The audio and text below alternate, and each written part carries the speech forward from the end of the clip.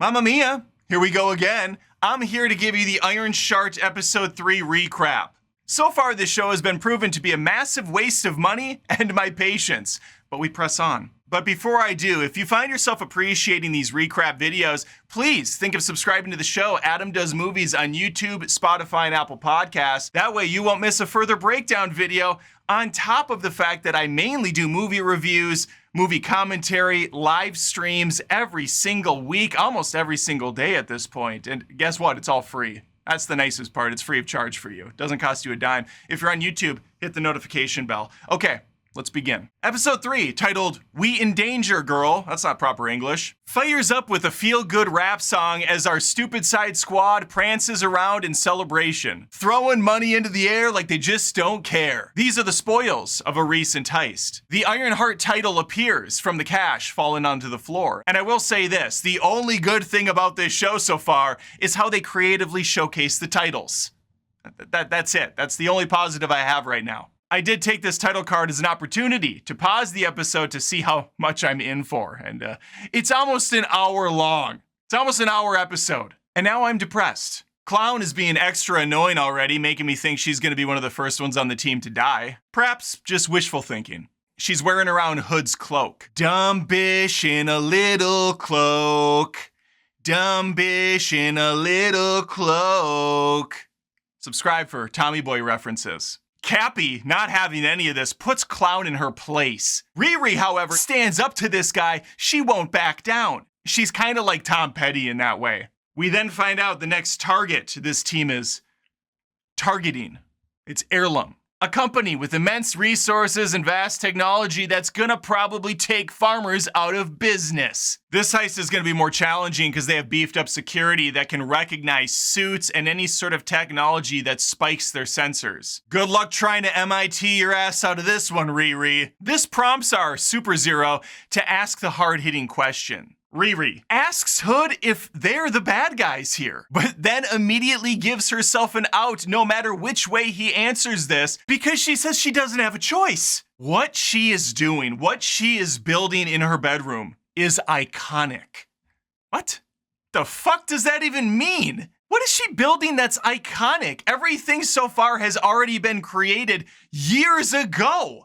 The first suit that was actually iconic was built in a cave with scraps by Tony Stark. And in fact, that suit has been modified, updated, perfected over many years. Wakanda had one that was insanely overpowered that could absorb hits and then shoot out a sonic burst, matching the power. They fucking made a suit for the new Captain America. What in the world is iconic about this thing she's building? And how in the hell does that justify getting a random cop on the streets killed like what happened in the last episode? Oh wait, I guess he didn't die. Hood said he would be okay, and we should definitely take his word for it because he doesn't seem sketchy as fuck. This character is just the worst. And again, I feel like I need to reiterate this for the upteenth time. She knows the Wakandans. She knows a lot of smart, wealthy people at MIT. She was part of the Tony Stark Foundational Grant. You're telling me she couldn't find a paid internship for a lot of money? You're telling me she couldn't take the insane tech she's already created, like a fucking force field, and patent that and sell it for millions? Nay, billions of dollars? Of course she can. But for some reason, we have to have a cliche fucking insulting story about a black girl from Chicago who has to start stealing to get to the top.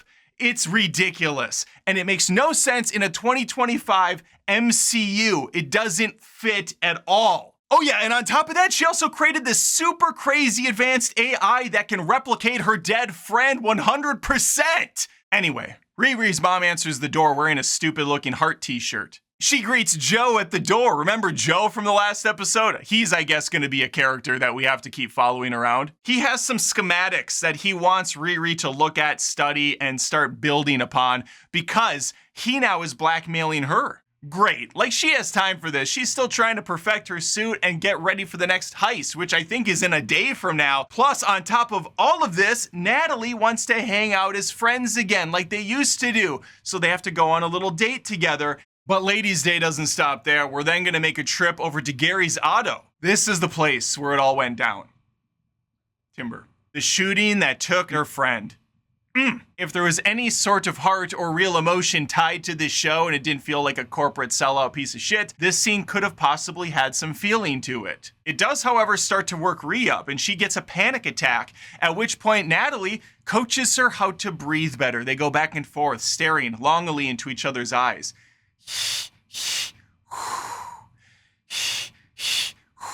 And now, this is the only way I can achieve climax. Damn it, the pigs are here! Back at Riri's mom's place, the Bacon Boys want to question Ree about the recent death of her colleague, Rampage. This happened off camera, and my guess is Eric Andre finally realized what pile of shit show he was involved in and just had himself killed off. Pause update, there's still 34 minutes of this hell left. Okay, after this recent event, Ree is starting to get very sus about Cloak, and she's going to attempt to steal some of that thing so she can analyze it. It's a good thing she recently got those schematics for a bunch of fun weapons she can build so that she can build those weapons and do something. So who cares? How does she have time to do this stuff? Every time I see this woman, she's gallivanting around talking to some people. I barely ever see her build a damn thing. And apparently all of this is done within 24 hours every time there's a heist. We're back with Hood, who's chatting it up with, who is that? Wait, is that Cappy? Not wearing his cap? I don't even know you, bro. Capless is having second thoughts about the heist tonight. Hood says, calm down, sweetie. Everything's gonna go according to plan. Back at Joe's lovely home, a bombshell is revealed about his family history, as some of his father's ashes fall out of a flour bag he leaves in the kitchen, as one does. It has been revealed that Joe's father is Obadiah Stane, aka the Ironmonger. What?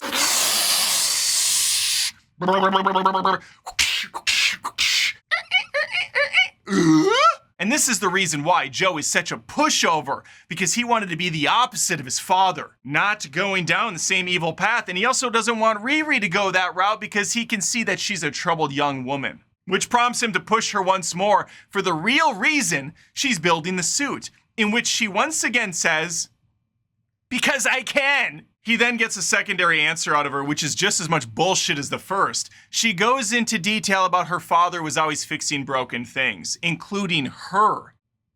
Okay, that's why you're rebuilding this suit that you broke, but why the fuck were you building it to begin with? That doesn't make sense. There are a lot of Iron Man suits. It's not like you're building the first one, or it's not like you took the only suit that was available at one point that did break and you're fixing that. No. What are you even doing? Oh, I'm sorry, I forgot. She's becoming iconic. In a show full of awful transitions, this is easily my favorite so far. I'm gonna run the clip for you quickly. No verbal transition, no establishing shot, just boom, out of the house and into some other area with other people, and that scene lasts for like 5 seconds. But it's forgiven because the heist is on. The heist is on. Ho, ho, ho, ho, tell me, can you feel it? Nails kills the cameras, the Bash sisters take out a couple of guards, and Riri takes a dip. Now inside the Rainforest Cafe, Riri sees Hood chatting it up with another member of the patriarchy. And what could be possibly the dumbest time to attempt this, Ree decides, in her infinite wisdom, to try to cut off a piece of the cloak. Even though using technology can spike the alarm, she's gonna take that chance. Why? There are better opportunities to do this. Meanwhile, Clown starts a fire in the greenhouse and does a celebratory dance. Who else could do this job? I mean, starting a fire, it's just true professionalism here. Irreplaceable character. Unfortunately, Riri's laser pen triggers the alarms, causing the place to go into lockdown. Either that or it was the fire that was lit. I'm unsure because I don't care. Oh, fucking God. Riri is still trying to get the cloak. I could have cut off a piece of this fabric with a butter knife faster. Hood kills the rich dude while the rest of the dumbasses scramble inside to get free because the place is quickly filling up with carbon dioxide. That can kill you. After a lousy fight where the Invisible Man takes out a couple of guards, Riri sprains her ankle getting out of an air duct. And this came at an inopportune time as Cappy shows up, sees the piece of cloth in her hand that she for some reason didn't put in her pocket or something, and they get in a fight. And he starts kicking her ass! Not very iconic of her. But just before Tim Pool can really harm our Riri, Iron Natalie shows up to rescue her, leaving Cappy's ass behind to slowly die of carbon dioxide. Hood hears about this over the intercom and mourns the loss of his friend, possibly lover. Wait, it's Disney in 2025? He mourns the loss of his lover. Riri is mourning a loss as well, but it's that of the cloak piece that she failed to keep because it dropped during the fight. This woman is just the... You want to talk about butterfingers? Last episode, she lost the drive. This episode, it's a piece of cloak. What's next? The suit? Get your shit together. I bet she can hold on to those stacks of cash she's making, though, because her entire arc, of course, is money, please. Back at the evil lair, Hood is now being shown visions of his friend slowly dying by the evil entity that's puppeteering him in a way. The episode ends on a very dark note.